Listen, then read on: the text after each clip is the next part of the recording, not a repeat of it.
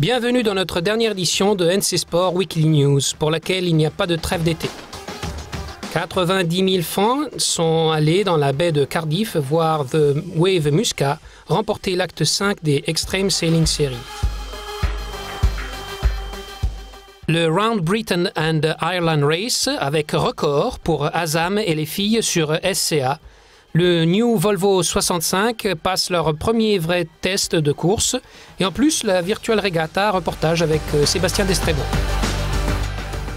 À Te Ahupo, on assistait à une épreuve parfaite de la tournée mondiale ASP avec Medina qui battait Slater de 0,03 points sur le score moyen en finale.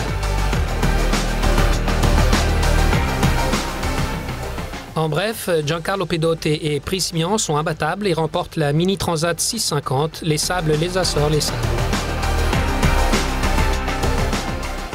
Championnat du monde des 5 au 5 à Kiel. NC Sport, plongé dans l'action.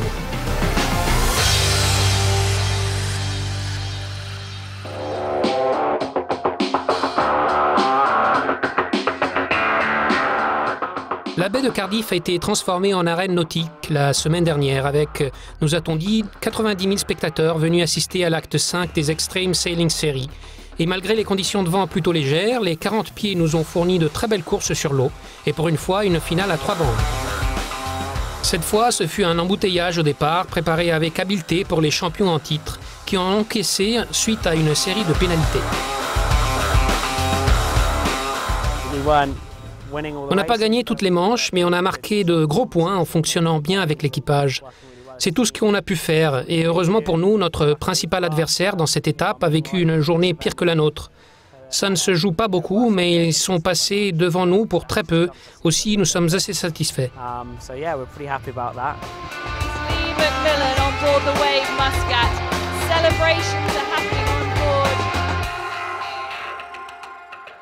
Aucun des nouveaux équipages inscrits pour la saison 2014 n'a réussi à déstabiliser Macmillan ou Larson. Ils réalisent respectivement 6 et 5 victoires ici à Cardiff et plein de places sur le podium. On a toujours une lutte serrée entre The Wave Musca et Alinghi. Arriver à bien figurer ici est devenu un réel challenge pour Frank Kama, très remarqué à son arrivée, et aussi pour les Kiwis ou pour Ben Ainsley. Jusqu'à maintenant en tout cas.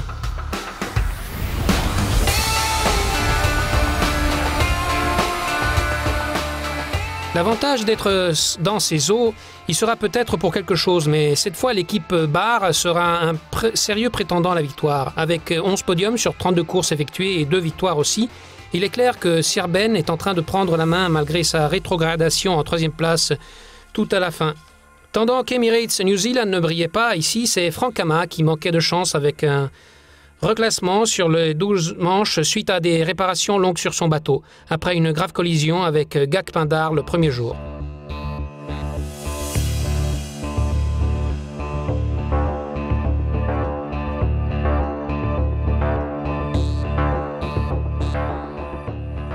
Au classement général, après la dernière victoire d'Alinghi en Russie, l'écart de The Wave Musca, vainqueur au Royaume-Uni, se réduit à 2 petits points. Conserveront-ils leur couronne ?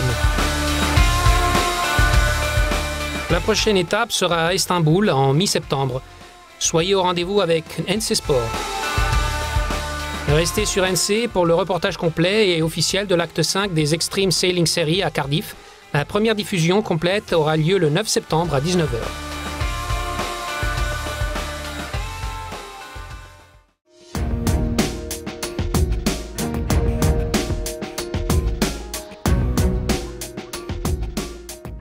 On pourrait la considérer comme un apéritif ou un test d'évaluation pour la prochaine course autour du monde. De toute façon, c'est le nouveau VOR 65 qui aura volé la vedette de ce Tour des îles Britanniques 2014. 5 équipages ont fait près de 1800 000 autour de ces îles en rencontrant des vents de plus de 30 nœuds et des conditions difficiles. Cette année, l'acteur principal aura été un vaste système dépressionnaire qui a fait reporter le départ de 24 heures et qui est resté sur la course en permettant des bords portants rapides sur la majeure partie de cette classique estivale, avec des records de l'épreuve à la clé.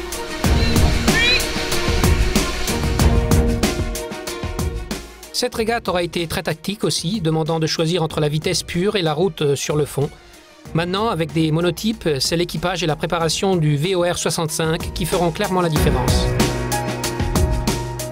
Fer de lance d'une flotte comprenant aussi un mode 70, les Open 60, les classes 40 et les classes IRC, les tout nouveaux Volvo 65 se dégageaient vite avec Ian Walker et son Azam qui s'attaquaient directement au nouveau venu espagnol du team Campos conduit par le vétéran Iker Martinez.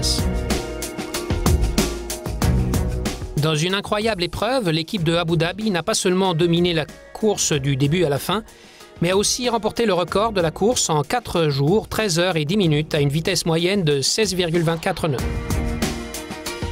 Le plus attendu de ces monotypes phares, mis à l'eau dans cette édition de la 7 Star, qui a vraiment donné du travail à la commission des records de l'épreuve, est Team SCA, qui a battu le record de la WSS en tant que bateau à équipage entièrement féminin.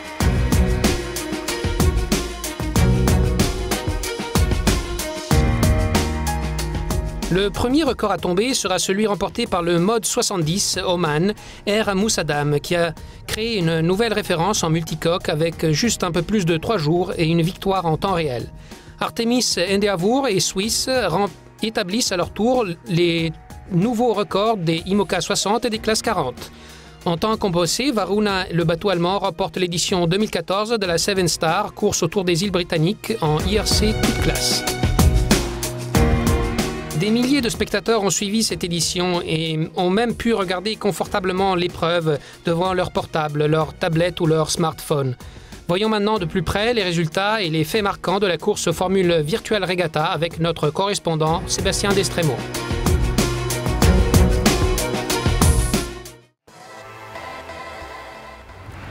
Un départ retardé et des conditions extrêmes pour l'édition 2014 de la 7 Star. Dimanche, le petit village de Kos est noyé par une pluie torrentielle. Avec des vents annoncés à plus de 40 nœuds et alors que les milliers de skippers sont dans les starting blocks, le départ est retardé de 24 heures. Autre modification, le parcours se déroule dans le sens contraire des aiguilles d'une montre. Charles Caudrelier, skipper de l'équipage franco-chinois Dongfeng Race Team, est soulagé. Pour être très honnête, on n'est pas déçu, on est plutôt même un peu content parce que la météo était très mauvaise et on a annoncé, pour moi il y avait plus de 50 nœuds de vent dans les rafales. Finalement, lancée sous un soleil typiquement anglais, la 7 Star part sur les chapeaux de roue lundi 11 août. Pour la première confrontation officielle entre les Volvo Ocean 65, la bataille est acharnée.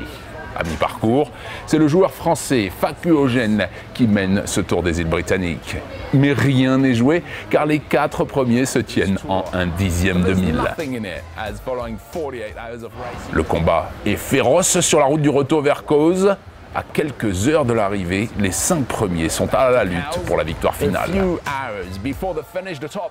Le contournement de l'île de Wight est la dernière grosse difficulté de ce Tour des îles britanniques.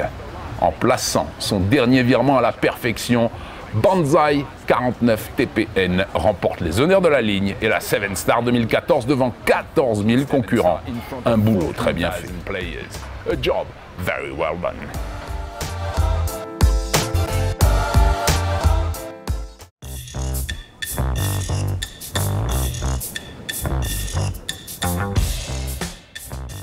Épique. On a usé et abusé de ce terme pour décrire l'ambiance de Tiahupu. Mais cette année, la compétition homme de Billabong n'a pas fait d'exception. Avec ses trains de houle qui traversent le Pacifique et viennent s'écraser sur les plages de ce petit village du sud-ouest de Tahiti, c'est un spot unique. Il offre un des plus grands spectacles de surf de la planète. Avec au menu des vagues de 4 à 5 mètres, le championnat du monde ASP enregistre de gros scores avec 7-10 parfaits et de nombreux 9 marqués parmi les séries.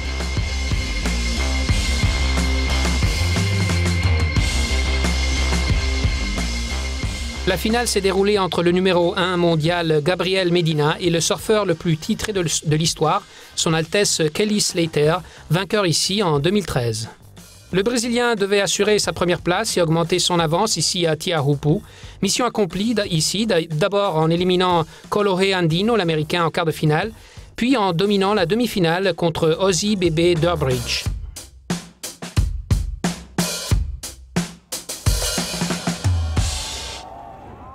Comme le championnat se gagne sur 5 manches finales, Kelly Slater devait aussi faire des points et des bons scores ici à Tahiti. L'Américain battra l'Australien Owen Wright en quart de finale, puis l'Hawaïen GG Florence avec égalité à 19,77, mais plus de points sur une seule vague comme le veut le règlement. Dans une super demi-finale, Medina prenait l'avantage tôt, tandis que Kelly fautait et perdait la priorité. En engageant des scores élevés, Slater revenait au classement et finissait en feu d'artifice pour le plus grand plaisir des spectateurs avec 9,63 points.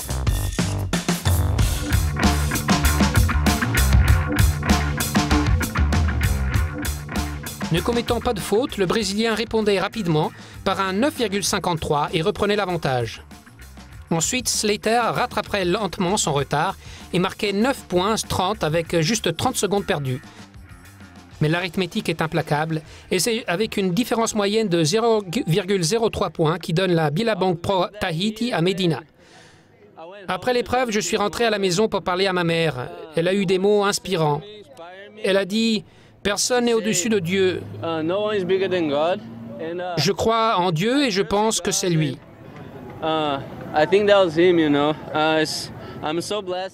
Je suis tellement béni d'avoir ces conditions à Tiahupu, de surfer avec tous ces gars dont je suis fan.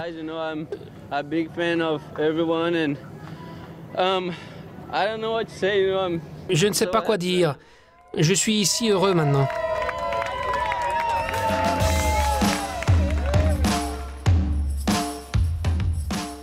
Medina augmente son avance au classement général avec cette troisième victoire de la saison dans le championnat du monde ASP. Slater glisse en deuxième place devant Joel Parkinson, Michel Bourret et Mick Fanning. 4 épreuves se sont maintenant déroulées et tout le monde a les yeux tournés sur la Harleys Pro de la semaine prochaine à Trail en Californie, San Clemente. Les commentaires, les faits marquants, tous les interviews. Vous aurez plus sur cette épique épreuve de Tiahupu dans la prochaine émission de NC Sport Buzz samedi prochain en exclusivité sur NC Sport.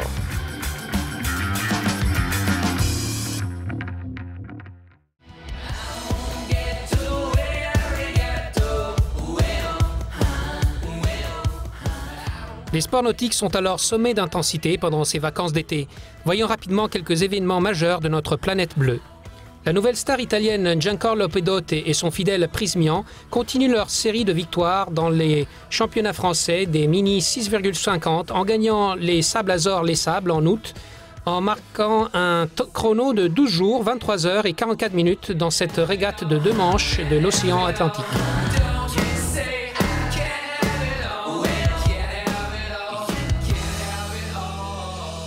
9 heures plus tard, le Français Nicolas Boitvézy sur Image in Alsace arrive second. Et 24 heures plus tard, un autre Italien prometteur, Michele Zambelli, sur Ministà, finit troisième.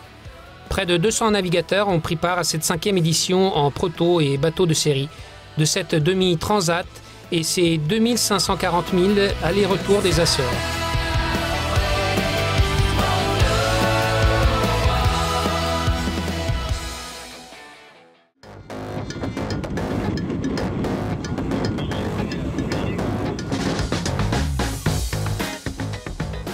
Les Américains Mike Holt et Rob Wolfell sont des nouveaux champions du monde sacrés en 5x5 la semaine dernière à Kiel, à l'issue d'une série disputée de 7 régates. Avec 173 inscriptions, cette épreuve en Allemagne était la 3e la plus importante depuis 60 ans.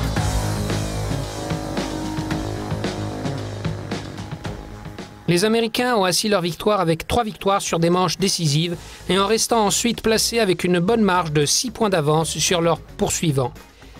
Les Australiens Peter Nicholas et Luke Payne se seront battus jusqu'à la fin avec 2 victoires et une 2e place, tandis que Wolfgang Hunger et Julien Kleiner défendaient les couleurs allemandes à la 3e place.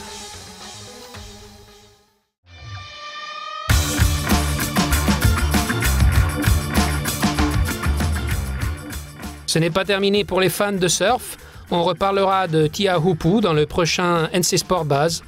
De grosses vagues et de l'action à découvrir avec des commentaires de la Billabong Pro Tahiti. En avant-première exclusive samedi sur Nautical Channel. Plongez dans l'action avec NC Sport.